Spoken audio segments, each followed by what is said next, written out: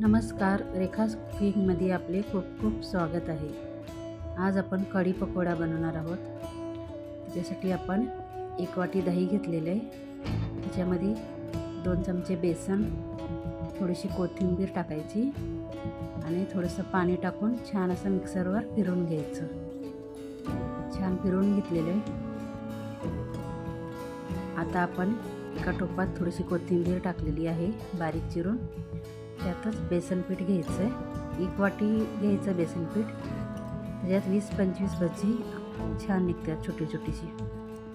तर 1 वाटी बेसन पीठ घेतलेलं आहे आणि त्यातच लसूण आणि मिरची आलं ह्याची पेस्ट करून घेतलेली. त्यात अर्धा चमचा हळद, चवीनुसार मीठ घालून घ्यायचं आणि थोडं थोडं पाणी घालून छान असं पातळ बेटर करून घ्यायचं. जास्त पातळ पण नाही, थोडं थोडं करून पाणी टाकायचं. छान व्यवस्थित मिक्स करून घेऊ आता आपण ह्याला. छान मिक्स करताना एकदम पाणी नाही टाकायचं, थोडं थोडं टाकलं का नाही म्हणजे गुठळ्या होत नाहीत आणि छान बेसन पीठ मिक्स होते. छान व्यवस्थित मिक्स झालेले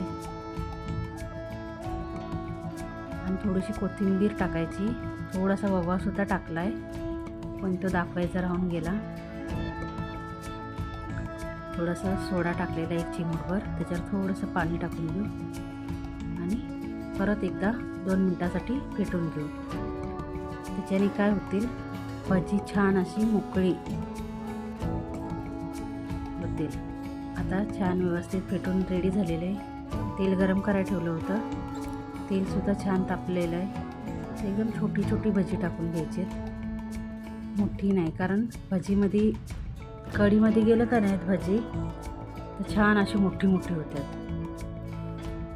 आता दोन्ही बाजून छान व्यवस्थित भाजून घ्यायचं आहे. जास्त तेलाचा वापर नाही केला आहे, थोड्याच तेलात आपण भजी तळून घेणार आहे. भजी तळून रेडी झाल्यात. आता आपण कढी करायला घेऊ. तर तेल काढून घेतलेलं आणि थोडंसं तेल ठेवलं. त्याच्यात मोहरी आणि जिरे टाकून घेतले. छान तडतडले की आता आपण लसूण, मिरची आणि आलं ह्याची पेस्ट टाकून घेतली. 2 मिनटं छान परतून घ्यायची. त्यात थोडासा कढीपत्ता टाकलेला आहे. कढीपत्ता पण परतून घेऊ.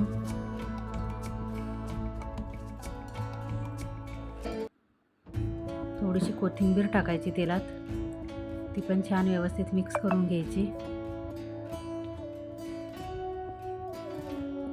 आणि तिला पण भाजून घ्यायची तेलात. छान भाजून रेडी झालेले. आता आपण त्याच्यात अर्धा चमचा हळद टाकायची. ती सुद्धा तेलात भाजून घ्यायची मसाल्यासोबत. छान भाजून घेतले. आता आपण जी ठेवलेली पेस्ट करून पाण्यात थोडीशी हिंग टाकायची आणि दही आणि पाणी मिक्स करून त्याची मिक्सरवर बारीक पेस्ट केलेली होती ती त्याच्यात टाकून घ्यायची. चवीनुसार मीठ टाकायचं आहे. तुम्हाला आवडत असेल तर थोडीशी साखर टाकली तरी चालेल.